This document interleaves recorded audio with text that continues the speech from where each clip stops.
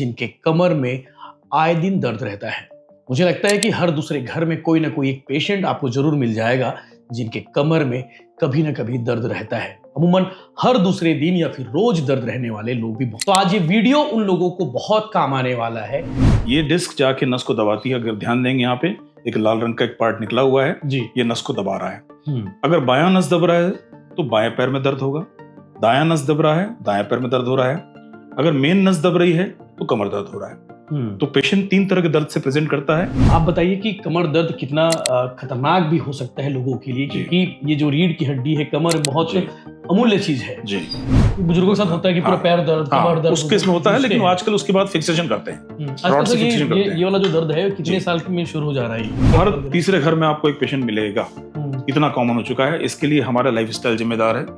लगातार बैठे रहना एक ही जगह पे, एक्सरसाइज नहीं करना। सर लेकिन आज का युवा तो मतलब हर कोई जिम जाता ही है, मैं खुद भी जिम जाता हूँ। जी हाँ। तो उनके लिए भी सजेशन दे दीजिए कि सर जिम जाने के पहले मेरा एक सजेशन है। बहुत अच्छा सवाल पूछा आपने। अब अगर आप देंगे ये सीधा नहीं है स्पाइन, ये तिरछा है, ये स्ट्रेट नहीं है, ऐसा नहीं है स्पाइन, ये नॉर्मल कर्वेचर है, इसको लॉर्डोसिस बोलते हैं। और जितना आपका पेट निकलेगा ये और उतना बढ़ेगा, और उतना बढ़ने से आपका डिस्क प्रोलैप्स होने का चांस और ज्यादा बढ़ेगा। तो पेट का बाहर निकलना सीधे आपकी कमर को नुकसान पहुंचाता है, रीढ़ की हड्डी पे। जी हाँ। कई पेशेंट हमारे पास आते हैं व्हील चेयर में या ट्रॉली में और वो चलते हुए जाते हैं। जी, अपने यहाँ सुविधा है सर?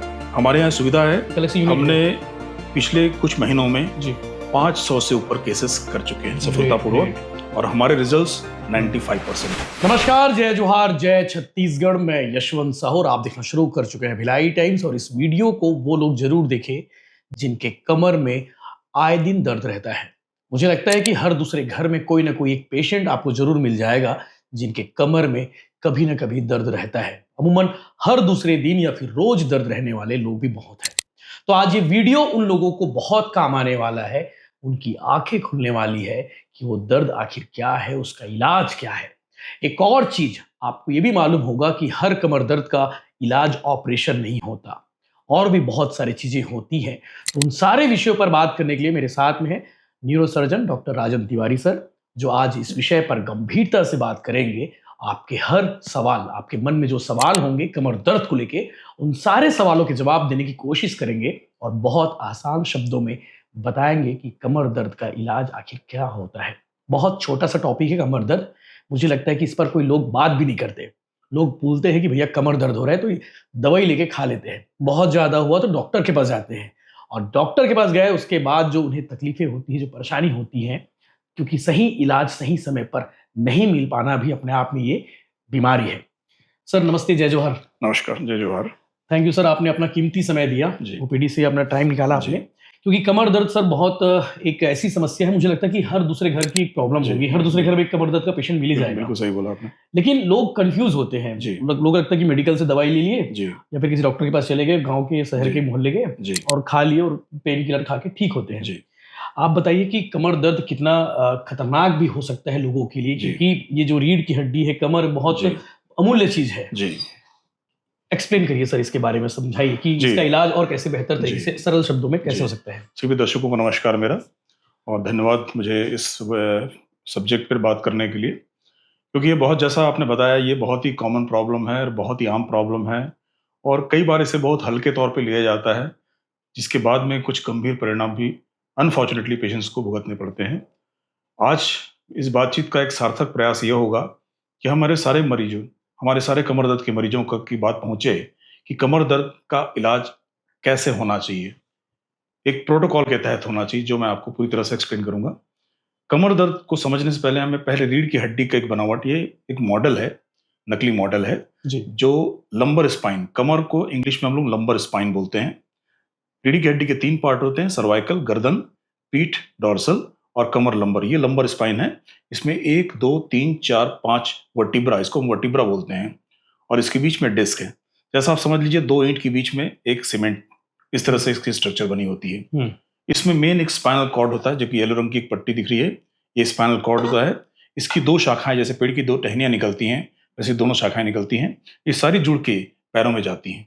तो ये कमर दर्द की शुरुआत इसी जगह से ये होती है। हमारे शरीर में सब नस है। जी हाँ, ये हमारे शरीर की नसें हैं, नसें दोनों हैं। साइड से। जी ये राइट पैर में जाती है, लेफ्ट पैर में जाती है। जी ये कमर का हिस्सा है। जी अब कमर दर्द होता क्या है? कमर दर्द का मतलब है लोअर बैक एक। जी लोअर बैक एक मतलब लंबर स्पाइन का पेन। जी यहाँ पे सबसे इंपॉर्टेंट बात कहना ये है, 3 तरह के इलाज मौजूद हैं, लेकिन हम सबसे सबसे पहले हम जानना चाहेंगे कमर दर्द होता क्या है। जी। कमर दर्द का मतलब नस का दबना। नस कैसे दबती है? 2 हड्डी के बीच में ये डिस्क होती है। जैसे मैंने कहा 2 ईंट के बीच में सीमेंट समझ लीजिए। मैं सरल शब्दों में समझाना चाहूंगा। ये डिस्क जाके नस को दबाती है। अगर ध्यान देंगे, यहाँ पे एक लाल रंग का एक पार्ट निकला हुआ है, जी ये नस को दबा रहा है। अगर बायां नस दब रहा है तो बाएं पैर में दर्द होगा। दायां नस दब रहा है, दाएं पैर में दर्द हो रहा है। अगर मेन नस दब रही है तो कमर दर्द हो रहा है। तो पेशेंट 3 तरह के दर्द से प्रेजेंट करता है। कमर दर्द, दाएं नस पे दर्द होने की वजह से दाएं पैर में दर्द, बाएं पैर में दर्द। तो जब कभी भी आपको कमर दर्द होता है, एक पैर में दर्द होता है या दूसरे पैर में दर्द होता है, इसका मतलब आपके कमर की नस दब रही है या दब सकती है। जी इसको कंफर्म जांच के द्वारा ही किया जाता है। जी सबसे पहले आपको कमर दर्द जब हो, कमर में या किसी पैर में दर्द हो, तो उसको आप जितना जल्दी उसका उपचार शुरू करेंगे उतना जल्दी आपको लाभ मिलेगा। लेकिन सर लोग हल्के में ले लेते हैं, बोले यार आज ही तो दर्द हुआ है, जी। कल ठीक हो जाएगा, जी। कुछ ठीक कर लेते हैं। जी। ये सोचते तो मेरा कहना इसमें यह है कि आप जितने जल्दी डॉक्टर के पास जाएंगे, आपको 2 फायदे होंगे। एक तो आप जल्दी ठीक होंगे, दूसरे आपका खर्च भी बचेगा अगर आप प्राइवेट में इलाज करा रहे हैं। जी। सरकारी में तो ज्यादा आप दिन बिल्कुल जा रुके सकते तो हैं। गंभीर हो सकता है वो। हाँ, ज्यादा रुकने में गंभीर होगा, समय लगेगा, खर्च बढ़ेंगे, आपकी जो वर्किंग कैपेसिटी है वो कम होगी, आपको आमदनी भी में नुकसान हो सकता है, क्योंकि नुकसान आपका सब तरफ से होना है। हर तरफ से होना है। जी तो मेरा मानना यह है कि कमर दर्द जिस दिन होता है, जी उस दिन या अगले दिन आप डॉक्टर से मिलिए। जो भी आपके परिचित डॉक्टर्स हैं जिन पे आप विश्वास करते हैं, वो फिजिशियन भी हो सकते हैं, ऑर्थोपेडिशियन भी हो सकते हैं, न्यूरोलॉजिस्ट भी हो सकते हैं और न्यूरोसर्जन भी हो सकते हैं। जी न्यूरोसर्जन इसके ऑपरेशंस करते हैं, न्यूरोलॉजिस्ट भी इसको देखते हैं, तो इनको थोड़ा ज्यादा अनुभव होता है। आपका सर काफी पुराना अनुभव जी, है। मेरा 25 साल का अनुभव है। 25 साल भिलाई कितने शहर के। ऑपरेशन कर लिए होंगे सर आप? मैंने कम से कम 10,000 से ऊपर ऑपरेशन किए हैं। 10,000 से ज्यादा जी, ऑपरेशन? हाँ, 10,000 से ऊपर ऑपरेशन किए हैं कमर के। जी तो भिलाई शहर में इस वक्त सबसे अनुभवी सर्जन मैं हूँ। इसीलिए तो आपसे हाँ, बात तो कर रहे हैं। मैं, जी। लेकिन मेरा अभी जो मैं करना चाह रहा हूँ, जी। बात करना चाह रहा हूँ, हम ऑपरेशन पे आखिरी में आएंगे, जी। तो एक अलग सब्जेक्ट है। हम बात कर रहे हैं पेशेंट को कब डॉक्टर के पास जाना चाहिए। एज अर्ली एज पॉसिबल, जितना जल्दी हो सके। जी बुखार होता है, आप देरी करते हैं? नहीं करते हैं। आपको बुखार होता है, आप जाते हैं डॉक्टर के पास, सर्दी बुखार होगा, खांसी होगी, तुरंत ठीक हो जाएगा। निमोनिया होगा तो आपको एडमिट भी करना पड़ सकता है। बिल्कुल। तो जितना जल्दी डायग्नोसिस उतना जल्दी इलाज। सेम अप्लाई करते हैं कमर में। तो कमर दर्द हुई तो हुआ तो प्लीज दर्द की दवा लेकर उसको दबाइए मत। मेरा आपसे निवेदन है, कमर दर्द को प्लीज मत दबाइए, क्योंकि वो आगे बढ़कर आपको परेशान कर सकता है। अब कमर दर्द हुआ, कमर में या दोनों पैर में, आप डॉक्टर के पास गए, अपने पसंद के न्यूरोलॉजिस्ट, न्यूरोसर्जन, फिजिशियन, ऑर्थोपेडिशियन, किन्हीं के पास भी जा सकते हैं आप। जी। आप जाइए उनके पास, वो आपको एग्जामिन करेंगे। जांच करने पे वो उनको लगेगा कि कमर की नस दब रही है, तो आपको पहले दवाइयां देंगे। पहले स्टेज में यूजुअली लोग दवा देते हैं, उसमें कुछ दर्द की दवाइयां हो सकती हैं, कुछ मसल रिलैक्सेंट हो सकते हैं। मसल रिलैक्सेंट के साथ आजकल कुछ सेंट्रली एक्टिंग मसल रिलैक्सेंट आए हैं, जो डायरेक्ट स्पाइनल कॉर्ड पे काम करते हैं, उससे भी कमर दर्द ठीक हो जाता है। तो पहले स्टेज में हो सकता है आपकी जांच भी ना हो। ये भी बात कहना सही है कि तत्काल कई बार जांच की भी आवश्यकता नहीं होती। डॉक्टर साहब दवाई दे दिए, उसमें भी काम हो सकता है। जी। लेकिन पहली बार अगर दवा दिया और 1 हफ्ते 10 दिन के अंदर में अगर आराम नहीं मिला, तो मेरा सलाह है कृपया MRI करवाएं। कमर की जांच सिर्फ और सिर्फ MRI से संभव है। ये मेरे ऐसे कई चीज पता चल जाती है। 100% पता चलती है। 1.5 टेस्ला, और आजकल तो हमारे शहर में 3 टेस्ला आ गया, MRI आ गया है। जीटी डायग्नोस्टिक में जी। आप सब लोगों के सहयोग से 3 टेस्ला MRI है। बिल्कुल, बहुत कम जगहों पर ये हाँ। सुविधा है। मैं और मेरे पार्टनर डॉक्टर सत्यन ज्ञानी, हम दोनों इसको मिलकर चला रहे हैं, और आप लोगों के सहयोग से हम मरीजों की सेवा कर पा रहे हैं। 3 टेस्ला एक हाईएस्ट मैग्नेट होता है, जो इंडिया में भी अवेलेबल है। 3 टेस्ला पहले मेट्रो शहर में था, अब ये भिलाई शहर में आ गया है। ये one of the most advance machine है हमारी। इस मशीन में बहुत फास्ट जांच होती है। आमतौर पे जो जांच आधे घंटे में होती है कमर की, यहाँ पे मुश्किल से 10 मिनट में हो जाती है। और रिपोर्ट भी बहुत साफ क्लियर आती है। डॉक्टर भी यही चाहते हैं कि 3 टेस्ला से अगर जांच हो जाए तो अच्छी क्लियर रिपोर्ट, त्वरित रिपोर्ट और बिल्कुल एक्यूरेट रिपोर्ट। बिल्कुल एक्यूरेट रिपोर्ट मिलेगी। आप डॉक्टर्स रिपोर्ट देख के खुश हो जाएंगे यार, बिल्कुल। बहुत अच्छी रिपोर्ट। इवन अगर आप बॉम्बे ले जाते हैं रिपोर्ट देख के, तो वहां लोग इस पर विश्वास करेंगे, हाँ आपने सही MRI कराया, क्योंकि वहां वो लोग 3 टेस्ला करते हैं। तो अगर आप बाहर भी जाना चाहते हैं तो आपको हमारी MRI वहां भी काम आएगी, काम आ जाएगी, अलग से कोई अलग से करने की जरूरत नहीं पड़ेगी। तो पहली बार दवा दिया, दवा देने से आपको आराम मिल गया, चलिए इसका मतलब मामूली दर्द था। कई बार कमर में मोच आ जाती है, उससे भी दर्द हो सकता है, तो 7-8 दिन 10 दिन देखने में कोई नुकसान नहीं है। लेकिन अगर 7-8 10 दिन में दर्द कम नहीं होता है तो मेरा आपसे सिंसियर निवेदन है कि MRI प्लीज डॉक्टर की निगरानी में करवाएं, डॉक्टर की निगरानी में करवाएं। और जो डॉक्टर्स के मैंने नाम लिए हैं उनको में किसी एक को दिखाएं रिपोर्ट के साथ में। उसमें आता है कमर की नस अगर दबा हुआ है, जैसे मैंने बताया ये डिस्क जाके नस को दबा रही है, तो ये L4, 5, L5, S1 ये 2 एरिया सबसे कॉमन है। यहाँ पे नस दबने के चांसेस सबसे ज्यादा होते हैं जी। 90% केसेस में इन 2 एरिया में नस दबते हैं, नीचे के पार्ट में दबते हैं।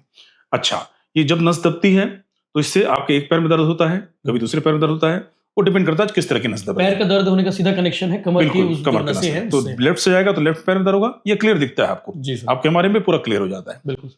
अब आती है दवा की बात, मैं बता दिया muscle relaxant, central active muscle relaxant, इनसे ठीक हो जाएंगे आप। इसका डोज बढ़ाया जाता है जांच के बाद, कुछ और दवाइयां दी जाती हैं, 15 दिन वेट करते हैं, 15 दिन बाद दवाइयां काम नहीं कर रही, ये भी संभव हो सकता है। इसका मतलब आपकी नस ज्यादा दबी हुई है। तो सेकंड स्टेज में पहला दवा दिया, फिर हमने MRI किया, फिर हमने दवा दी, वेट किया और दवा बढ़ा के, फिर आराम नहीं मिला, तो हमारे नई टेक्निक डेवलप हुई है अभी कुछ सालों में, जिसे हम कहते हैं रूट ब्लॉक जी।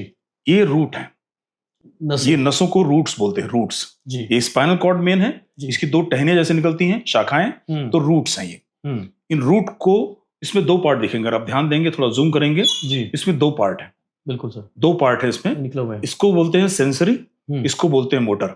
इससे आपका पैर चलता है, इससे आपके पैर में सेंसेशन जाता है। अच्छा, 2 नसें होती हैं, तो सेंसरी जो रूट होता है वो ब्लॉक किया जाता है।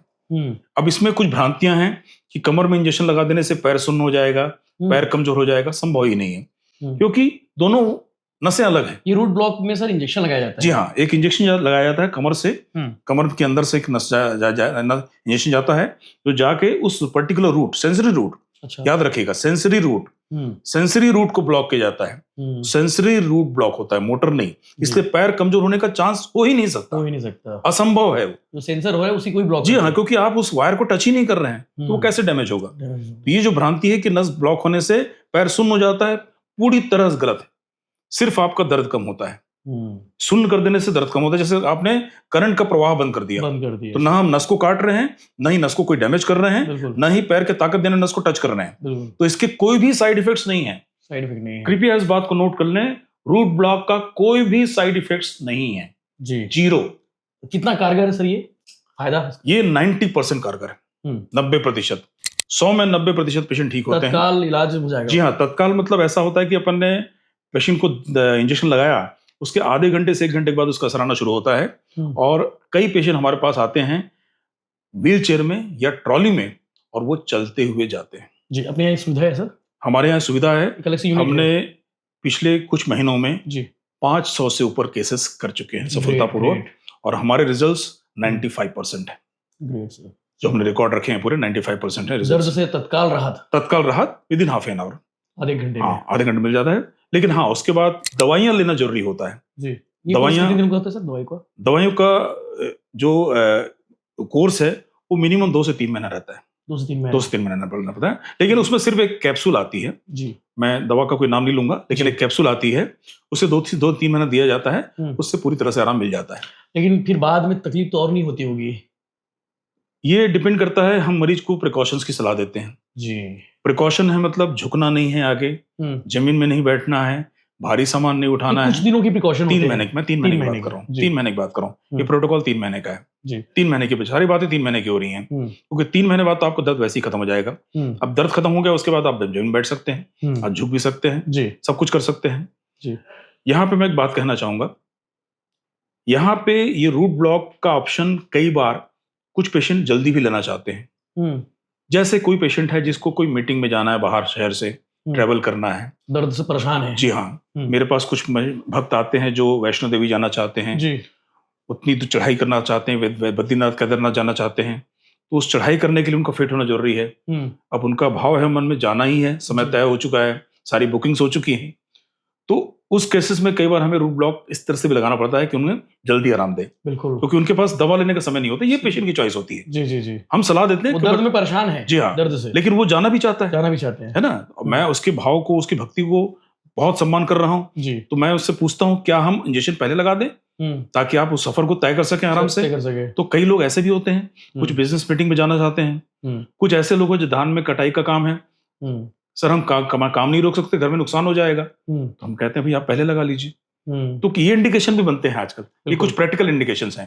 लेकिन सर हर कोई रूट ब्लॉक के बारे में शायद नहीं बताते हैं, वो डायरेक्ट ऑपरेशन मोड पे चले जाते हैं या फिर और कोई गंभीर इलाज। जी जी, देखिए ऑपरेशन इलाज हमेशा मौजूद है जी। ऑपरेशन इलाज आज से मेरा अनुभव तो 28 साल का हो चुका है स्पाइन में जी। तो मैंने हजारों ऑपरेशन भी किए हैं, तो ऑपरेशन हमेशा मौजूद है इलाज जी। ऑपरेशन में के अगेंस्ट में बात नहीं हो रही यहाँ पे, लेकिन होता क्या है, अगर आपके पास दो रास्ते हैं, एक मुश्किल रास्ता है, एक आसान रास्ता है, आपके लिए आसान चुनेगा तो ऑब्वियसली अब आसान रास्ता चुनेगा। डॉक्टर के लिए मुश्किल रास्ता नहीं हो जी। ये ऑपरेशन हम लोग के लिए कोई बहुत बड़े ऑपरेशन नहीं होते हैं जी। ये हमें आम ऑपरेशन होते हैं जो हमें सबसे पहले सिखाए जाते हैं।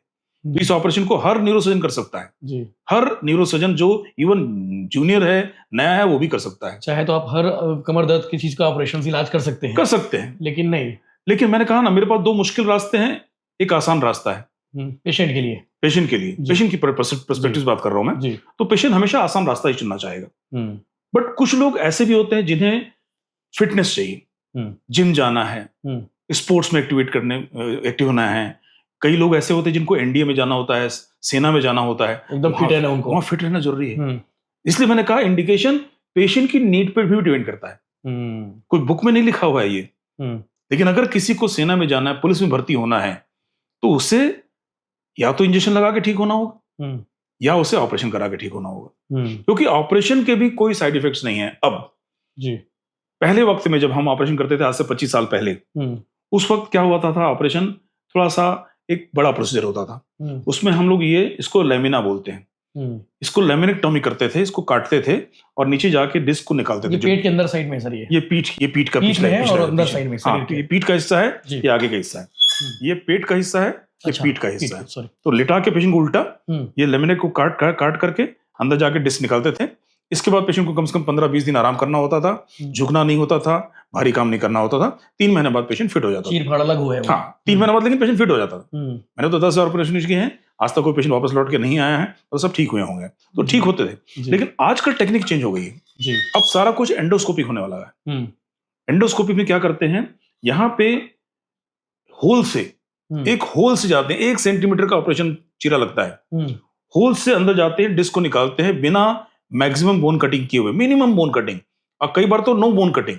अच्छा। अगर बोन नहीं कट रहा है तो आपका ऑपरेशन तो बिल्कुल भी कोई भी साइड इफेक्ट से परे है। आज ऑपरेशन आपने किया, मरीज नेक्स्ट डे डिस्चार्ज हो जाता है। इसे हम कहते हैं endoscopic lumbar discectomy. Endoscopic lumbar discectomy. इसमें एक और टेक्निक आ चुकी है, ट्रांसफोरामिनल। ये फोरामिनल मतलब जहां से रूट निकल रहा है, यहां से जाते हैं अंदर एंडोस्कोपी के थ्रू, जिसमें 1 मिलीमीटर की बोन भी कट नहीं होती है। अच्छा। और पेशेंट ऑपरेशन थिएटर से चलते हुए उतर के जाता है। जो पहले वो दौर अलग था, अब दौर चेंज हो चुका है टेक्नोलॉजी के जमाने में। लेकिन एक कंडीशन होती है स्पाइनल स्टेनोसिस, जहां पे पूरी नस दब जाती है, वो ओल्ड एज में होता है, उसमें लेमिनेक्टोमी आज भी होती है। बुजुर्गों के साथ होता है कि पूरा पैर दर्द, कमर दर्द, उस केस में होता है, लेकिन आजकल उसके बाद फिक्सेशन करते हैं। ये वाला जो दर्द है कितने साल में शुरू हो जा रहा है ये? सच बताऊं तो मैंने तो 10 साल के बच्चे में भी देखा है। अच्छा। मैं 10 साल के बच्चे से लेकर 90 साल की उम्र तक के लोगों को ठीक कर चुका हूँ। 10 साल के बच्चे में भी नस दबना शुरू हो गया है। क्यों सर ऐसा? उसका कारण ये है कि आजकल बच्चों की थोड़ी जो लाइफ स्टाइल है, कई बार तो चोट से होता है, पहला कारण तो चोट है। कई बच्चे आते हैं लॉन्ग जंप, हाई जंप करते हैं, उसमें चोट लग जाती है, एक कारण वो होता है। चोट तो किसी को भी लग सकती है जी। दूसरा क्या होता है, ये जो डिस्क होती है, इस डिस्क की कवरिंग होती है। डिस्क जो है, आप समझ लीजिए एक आटे को पॉलिथीन में भरा रहा है। अब वो पॉलिथीन कितना मोटा है इस पे डिपेंड करता है। अगर मैं इसको प्रेस करूंगा और अगर पॉलिथीन पतला है तो फट जाएगा जल्दी। कुछ बच्चों का जो कवरिंग है वो बाय बर्थ पतला होता है। तो ये मैंने रिसेंटली देखा है, कई 10 साल के बच्चों में भी डिस्क प्रोलैप्स होते हुए। ये बहुत कम होते होंगे, बहुत कम है, मतलब मान के चलिए लाख में 1 पेशेंट, लेकिन हो रहे हैं जी। मैंने कम से कम 10 पेशेंट देखे हैं अभी तक। 1 लाख में 1 पेशेंट मान के चलिए, बहुत कम है, लेकिन हो सकता है। तो 10 साल का बच्चा भी अगर आता है तो आपको ध्यान रखना चाहिए जी। उस केस में कि इस बच्चे को नस दब सकती है, ये हो रहा है। May be environment changes, what ever जो भी रीजन है, आई कैन नॉट से, उस पर रिसर्च होनी चाहिए, बिल्कुल लेकिन बच्चों में भी हो रहा है। बट 40 ईयर्स के बाद तो ये बहुत कॉमन है। कॉमन हो गया है, कमर दर्द, पीठ दर्द। 40 साल के बाद तो आप, जैसा आपने कहा कि हर 2 घर से तीसरे घर में आपको मैं मिलेगा ही। देखता हूँ, हर कोई परेशान रहता है, हाँ। मतलब कहाँ कमर दर्द दे रहा है, कमर हर दर्द दे रहा है। तीसरे घर में आपको एक पेशेंट मिलेगा, इतना कॉमन हो चुका है। इसके लिए हमारा लाइफस्टाइल जिम्मेदार है, लगातार बैठे रहना एक ही जगह पे, एक्सरसाइज नहीं करना।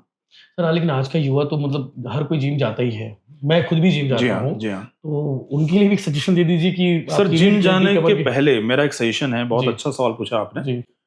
हर बच्चा जिम जाए, हर बच्चा फिट रहे। और हमारा तो देश का कॉन्सेप्ट ही है लीडरशिप का कि फिट इंडिया मूवमेंट चल रहा है। और होना ही चाहिए। जी। लेकिन मेरा ये मानना है कि अगर आपको जिम के दौरान कभी भी पेन हो, तो आप पहले न्यूरोलॉजिस्ट, न्यूरोसर्जन से या ऑर्थोपेडिशियन से कंसल्ट कीजिए, अपना फिटनेस लीजिए, उसके बाद जिम जाइए। बल्कि मैं तो ये कहूंगा कि जिम जाने के पहले अगर एक बार एमआरआई करा लें, वो एक फिटनेस एमआरआई है, मैंने नया वर्ड यूज किया है, फिटनेस एमआरआई। फिटनेस एमआरआई मतलब आप एमआरआई करके बॉडी को देख लीजिए कि आपकी बॉडी फिट है कि नहीं, कहाँ पे प्रॉब्लम है वो भी समझ लीजिए। क्योंकि बहुत से पेशेंट्स मेरे पास आ रहे हैं। देखिए जिम जाना बहुत अच्छी बात है, मैं तो चाहूंगा हर कोई जिम जाए, ठीक है, उससे आपकी मसल्स मजबूत होती हैं। लेकिन अगर जैसे मैंने कहा कि कवरिंग अगर पतली है आपकी, तो जिम जाने के बाद आपके नस में दबाव पड़ सकता है, तो ऐसे पेशेंट्स उल्टा पड़ जाएगा वो। जी हाँ, तो हर महीने कम से कम मैं ऐसे 30 से 40 पेशेंट देखता हूँ जिनको जिम जाने के बाद से हुआ है ये प्रॉब्लम।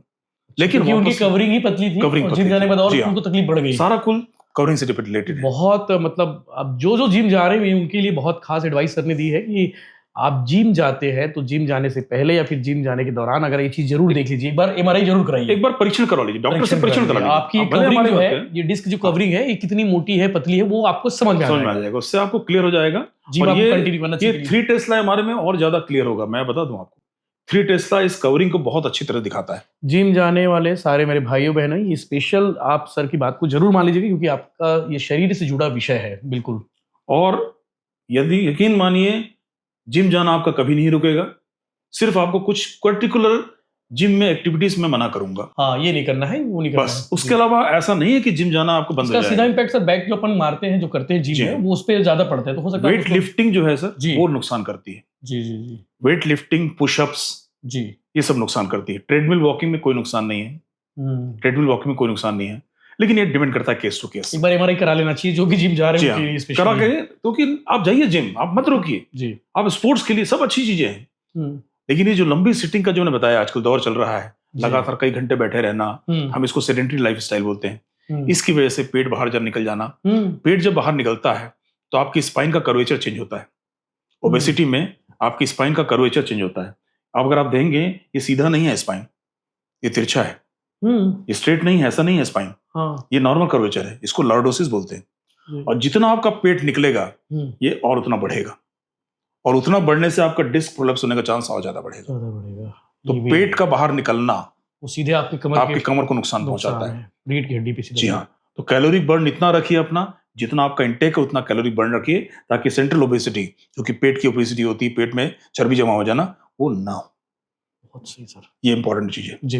बाकी सर, ये रूट ब्लॉक का जो प्रोसेस है, काफी खर्चा होगा ये अगर जल्दी? हाँ, देखिए इसका खर्चा है कि इसको लोग बोलते हैं कि अगर जल्दी इलाज चाहिए तो आपको खर्चा करना पड़ेगा। देखिए अमूमन इसमें 12,000 से 13,000 तक में ये हो जाता है जी, 12 से 13,000 तक में हो जाता है। लेकिन दर्द का जो इलाज है वो तत्काल, वो तो आपको मतलब जैसा आप सोच रहे हैं उससे भी परे आपको इलाज मिलेगा। रूट ब्लॉक एक बहुत इफेक्टिव प्रोसीजर है, और जैसा मैंने कहा, साइड इफेक्ट निल, जीरो मींस जीरो। और बाकी सर एडमिट होना भी पड़ता होगा? नहीं, 1-2 दिन रहना पड़ता? 1 घंटा। अच्छा, 1 घंटे में हो जाएगा? 1 घंटा आप आइए, मुझे सिर्फ 1 घंटे दीजिए, 1 घंटे बाद आप चलते हुए जाएंगे या गाड़ी चलाते हुए जाएंगे। सही है, ये रूट ब्लॉक का फायदा है। हमारे पास लोग आते हैं, गाड़ी के पीछे बैठ कर और वो गाड़ी चला के जाते हैं। बिल्कुल, जीटी डायग्नोस्टिक में 1 घंटे आपको देना पड़ेगा। और इसमें कोई बहुत बड़े वो प्रोसीजर की तैयारी की जरूरत नहीं है। बिल्कुल। कोई ब्लड टेस्ट या कोई और ऐसा कोई टेस्ट की जरूरत नहीं होती, डायरेक्ट हम करते हैं, इसमें कोई ब्लड टेस्ट की जरूरत नहीं। इसके लिए कोई परिजन को साथ लेके आने की जरूरत भी नहीं, किसी की जरूरत नहीं। आप अकेले खुद ही गाड़ी ड्राइव करते हैं। पूरी टीम हमारी है, आपको बस यहाँ तक पहुंचना है, घर आप खुद गाड़ी चला के जाएंगे। बिल्कुल, प्रियदर्शनी परिसर में जीटी डायग्नोस्टिक सेंटर है, और यहाँ पे रूट ब्लॉक की एक अलग से यूनिट शुरू की गई है, ताकि जो दर्द है उसका इलाज बिना देरी मिले आपको मिल जाए। और सर ने बहुत सरल शब्दों में, सर और कोई बात जो आपको लगता है कि कंफ्यूजन है जो दूर करनी एक चाहिए? जो मिथ है जी। कि ऑपरेशन कब अर्जेंट होता है, हाँ, एक सवाल। ये सवाल। अर्जेंट वर्ड का मतलब होता है विद इन 24 और 48 आवर्स। एक बीमारी होती है जिसको हम बोलते हैं कॉर्डा इक्वाना सिंड्रोम। हम्म। कॉर्डा इक्वाना सिंड्रोम, जो घोड़े की पूंछ होती है हम्म। वैसी ही ये नस दिखती है अंदर से। अच्छा। स्पाइनल कॉर्ड जब यहाँ पे L1 पे, यहाँ पे स्पाइनल कॉर्ड बंद खत्म हो जाती है। स्पाइनल कॉर्ड जो इससे पैर चलते हैं वो यहाँ पे आके खत्म हो जाती है। यहाँ पे सिर्फ नसें के गुच्छे रहते हैं। अच्छा। उस नसों के गुच्छे को कॉर्डा इक्वाना सिंड्रोम बोलते हैं अगर उसमें दवा होता है। उस कॉर्डा इक्वाना सिंड्रोम में यूरिन का रुक जाना, यूरिन का रुक जाना, पेशाब नहीं होना, अच्छा। मोशन नहीं होना, सेक्सुअल डिस्फंक्शन, अगर ऐसा हो रहा है, इसमें 24 से 48 घंटे के अंदर सिर्फ और सिर्फ ऑपरेशन ही इलाज है। अगर किसी कमर दर्द के पेशेंट का यूरिन रुक जा रहा है और उसका यूरोलॉजिकल कोई कॉज नहीं है, प्रोस्टेट या कोई और कारण नहीं है, अगर वो कारण नहीं है जी, यूरोलॉजिस्ट से क्लियरेंस मिल चुका है कि हमारी प्रॉब्लम नहीं है, लेकिन प्रॉब्लम तो है। नस दब रही है अगर हमारी में, जी। अगर नस दब रही है हमारी में और यूरिन रुक गया है, प्लीज 48 घंटे के अंदर ऑपरेशन करवा लीजिए, अदरवाइज ठीक होने का चांस बहुत कम हो जाता है। जिंदगी भर आदमी को कैथेटर में रहना पड़ता है। ये एक अर्जेंट इंडिकेशन है, ये सबको नोट कर रखना चाहिए। किसी भी व्यक्ति का यूरिन रुक जाए, उसे सिर्फ और सिर्फ ऑपरेशन का ही सोचना है, ना दवा, ना रूट ब्लॉक, ना कोई और, कोई काम नहीं आएगा, कोई काम नहीं आएगा। और ये ऑपरेशन, फिर से बोलूंगा, spinal surgery is a very safe surgery now. इसमें कोई साइड इफेक्ट्स नहीं है। लोग कहते हैं पैर कमजोर हो जाएगा, यहाँ पे ऐसी नस ही नहीं होती जिससे पैर कमजोर हो जाए। स्पाइनल कॉर्ड यहाँ पे एंड हो चुका होता है। सिर्फ भ्रांतियां हैं, यहाँ भ्रांति है, पैर कमजोर होना इम्पॉसिबल है। जी सर। तो इसमें कोई कॉम्प्लिकेशंस नहीं है, सिर्फ एक ही चीज है, थोड़ा खर्च होता है जी, हॉस्पिटल स्टे होता है, वो भी मैंने बताया बहुत कम हो गया है जी। मैंने बताया पेशेंट ऑपरेशन टेबल पर व्हीलचेयर में आता है और चलते हुए रूम में जाता है, अगले दिन डिस्चार्ज होता है 1 घंटे में। होता है। बिल्कुल। और हमारे पेशेंट ऐसे हैं, आज वो टेनिस खेल रहे हैं, स्क्वैश खेल रहे हैं ऑपरेशन के बाद, पहले जमाने वैष्णो में देवी की यात्रा कर रहे हैं। सब कुछ कर रहे हैं, सभी कर रहे हैं। बिल्कुल बिल्कुल। चलिए, thank you very much sir, आपने अपना कीमती समय दिया। बहुत सरल शब्दों में ही आपने इसके माध्यम से समझाने की कोशिश की। मुझे भी बैठे बैठे सब कुछ समझ में आ गया कि मेरे शरीर के अंदर का हिस्सा क्या है, कैसा है, वो भी समझ में आ गया। तो मुझे लगता है कि आप सबको बहुत आसान शब्दों में समझ में आ गई होगी बातें। रूट ब्लॉक एक ऐसी चीज़ है जो बहुत कम टाइम में, मतलब आपको विद इन 1 घंटे में उस कमर दर्द का इलाज का जो है मिल जाएगा। और जीटी डायग्नोस्टिक सेंटर है प्रियदर्शनी परिसर में, यहाँ पे उसकी अलग से यूनिट है। डॉक्टर राजन तिवारी सर ने अपना बहुत कीमती समय निकाल कर बहुत सरल शब्दों में पूरी बातें बताई है। उम्मीद है आप लोग को बहुत समझ में आई होगी। कोई भी कंफ्यूजन है कमर दर्द से रिलेटेड या फिर नस से रिलेटेड, तो आप सीधे संपर्क कर सकते हैं। नीचे डिस्क्रिप्शन का हम नंबर दे देते हैं, आप फोन लगाइए, सर का अपॉइंटमेंट लीजिए और एक बार उन्हें इलाज के लिए दिखवाइए जरूर, ताकि भैया आपका शरीर का मामला है, इसके साथ आप जो है लापरवाही बिल्कुल ना करें, क्योंकि शरीर साथ है तो जिंदगी साथ है। जय हिंद।